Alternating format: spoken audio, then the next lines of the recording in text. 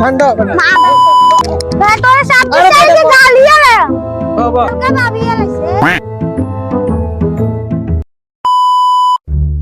Hello, হ্যাঁ জানু। ও আচ্ছা ঠিক আছে।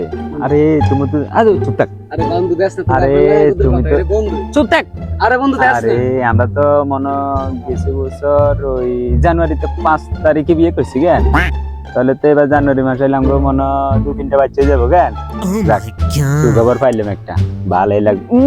আরে বন্ধু দেখ না আরে চুপ থাক, একটু কথা কইলে তো না আরো ভালো লাগে তোর কথা কইলই বুঝছো নি, ওকে চুম্মা দাও না প্লিজ।